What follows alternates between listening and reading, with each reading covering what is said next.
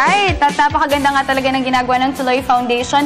At hindi lamang sila ang may ginagawang kabutihan, kundi ito po nga pag-uusapan natin ngayong umaga, isa po silang grupo na nagmula pa sa Amerika. Sila po ay nagbibigay ng mga libreng operasyon para sa mga taong may cleft lip o palat. At sila po ay ang PAGES o ang tinatawag na Philippine-American Group of Educators and Surgeons. And to know more about this, let us all welcome our very special guest this morning. We have Mr. Benz L. Cueto, PAGES Director of Administrative Operations, Mr. Ricardo IV D. Fulgencio, Chairman, Executive Board Director, Mission Coordinator, and Mr. Felipe T. Aki Jr., Logistics Officer ng PAGES. Hi, welcome to Good Morning, Boss. Good morning. Good morning, Dayan. Thank you. Alright, nakita naman natin ang Tuloy Foundation ay napakaganda ng ginagawa nila. At syempre, hindi lamang sila ay may mga ginagawang kabutihan, kundi pati rin ang PAGES. So, let's talk about PAGES. What is this all about? PAGES is an organization that is formed in the United States initially. We have been in existence for 25 years. 25 years. 1991, Dayan, noong nagkonsepto ang kaming lahat sa Amerika na nabiyayaan ng magandang kabuhayan doon sa Amerika. So, we decided to form our team. Ang kinikater nga namin is yung hair lip, bingot at ngongo. Yung sinabi ko kanina na cleft lip and cleft palate. Every year, February each year, pupunta kami rito sa Pilipinas para magbigay ng libreng operasyon para sa batang mahihirap. Okay. Kaya nga nandito kami ngayon, kailangan namin ng pasyente pa at more than that, the Chairman Executive Board, Rick Fulgencio, will tell you more about what we need and why we're here today. But before we go into that, gusto ko lang din malaman for the benefit of our viewers, para mas maintindihan nila, ano po ba talaga yung cleft lip and cleft palate? Bakit tayo nagkakaroon ng ganito? Is this something na dahil inborn or nakukuha pa ba natin to? Paano po ito? Well, ayon sa pag-aaral, walang single factor dito. Marami, halimbawa, hereditary, or yung mga anak natin walang malinis na inumin, halimbawa mga nakatira sa mga slum areas, squatter areas, yung drinking water nila hindi potable at baka nakakainom sila ng merong lead. Another area, ayon sa pag-aaral uli, is halimbawa malnourished ang bata o yung magulang naging drug addict. So there's a multitude of factors behind it. No single factor. Okay. Hindi totoo yung nung nabuntis si Mrs., nadapa. O hindi totoo yun. Hindi totoo yun. Of course, we're here to give hope. Alam natin na libreng operasyon, pagbibigay ng bagong pag-asa para sa may mga taong may cleft lip and cleft palate. So, paano po yung mangyayari na gagawin nating program dito sa Pilipinas? Sir? Okay, ang mission ngayon ay sa JP Rizal Hospital sa Calamba, Laguna.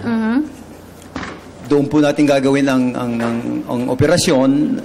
In fact, next week, February 2, doon po ang screening ng pasyente.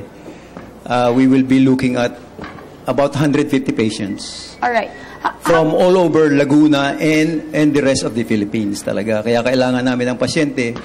So, mabigyan sila ng panibagong pamumuhay. Pag naoperahan mo isang bata, Dayan, you change the world of this child. Kaya nakakaawa naman, merong nagiging 5 taon na sila, 6 na taon, o hanggang 10 taon. Bingot pa rin sila, ngongo. They could not go to school. Yeah. They could not go to church. They could not play with other children. At syempre, kapag may ganito kang klase ng nararamdaman, medyo yung self-esteem mo rin nadadamay. How about Sir Ricardo, being the mission coordinator of this program, ano po yung mga ini-expect natin sa gagawin ninyong programa at proyekto dito? At syempre, paano po makaka-register yung mga gusto pong magkaroon or maka-avail ng libreng operasyon? Thank you, Dayan. Unang-una, yung chairman and founder namin, si Mr. Vid Pegueras, is already in the country. Oo. And then he is going to bring 50 team 50. Oh, 50 from all over the world, no? Top surgeons. So, meron tayong mga doctor from the United States, UK, Ireland, Australia. Dadating po sila dito taon-taon. No? They come here to give service sa ating mga kababayan Pilipino. So, we expect, sabi nga ni Brother Benz dito, we expect a couple of patients, mga 100 to 150, na bibigyan ng libreng operasyon. Yung say libre, wala silang babayaran. All they need to go to Dr. Jose Rizal District Hospital sa Calamba. So, bibigyan po sila ng operasyon para sa kinabukasan nila. So, yung Operation Hope, the meaning of hope is helping other people excel. That's the acronym of PAGES. So, kami po nandito, nananawagan dahil baka po may mga pasyente dyan because based on study from DSWD, tinatago na itong mga batang ito No? Dahil nga yung tinatawag silang aswang, niloloko sa eskwelahan. So, nahirapan kaming kumuha ng pasyente. Alright. So, yeah. Sir Felipe, ito po ba kapag, let's say, naoperahan na sila, maaayos po ba? Kasi yung ngongo, not everyone is really aware na naaayos pa pala, nakakapagsalita sila ulit ng maayos. Okay. Ang sinasabi mo ang tiyatanong mo kay June, Dayan, is pag naoperahan sila, ano ba ang magiging effect noon sa bata? Siyempre, madidevelop mo yung kanyang self-esteem.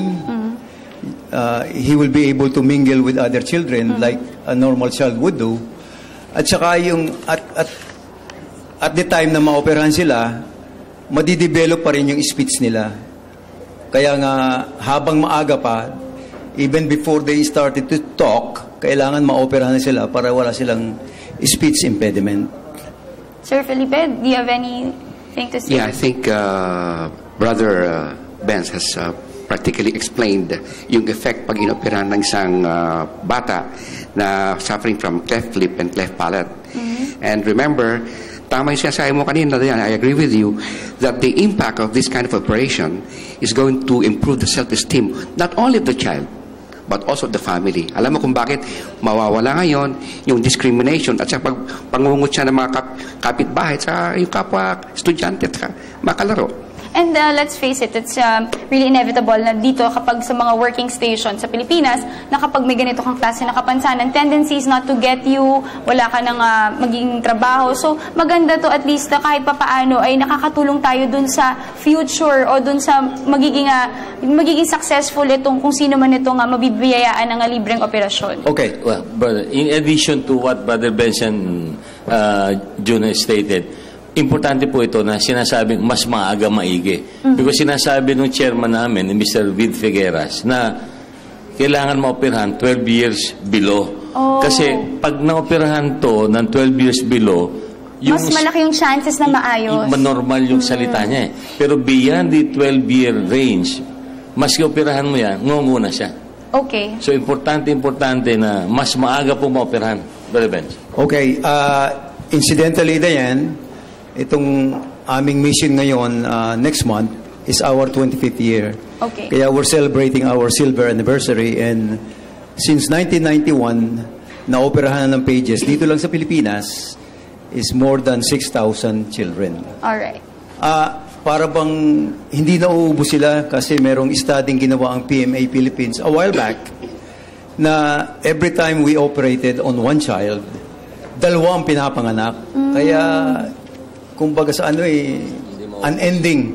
Unending, kaya dapat well, even if it's unending, nandito naman ang PAGES to really give hope para sa kanilang lahat. And of course, before we end, again, happy 25th anniversary sa PAGES at sana po ay patuloy kayong magbigay ng inyong pagmamahal at pagbibigay pag-asa sa lahat ng mga batang may cleft lip at cleft palate. So mabuhay po kayo and good luck po and congratulations in advance para sa inyong event. And of course, sir, do you have any message? Last, we are inviting PTB4 to join us on February 16 to 20 para naman po makita nyo yung ginagawa namin.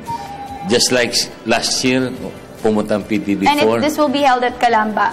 Yes, Calamba, Laguna. So, we're all inviting you to join us No, We would love to be there. Maraming Thank salamat you. po sa Maraming salamat, Dayan. Maraming sa salamat, Dayan. invitation. Alright, thank you so much for joining us this morning. Yan po sina Mr. Benz L. Cueto, Mr. Ricardo IV D. Fulgencio, and Mr. Felipe T. Aki Jr. Maraming salamat.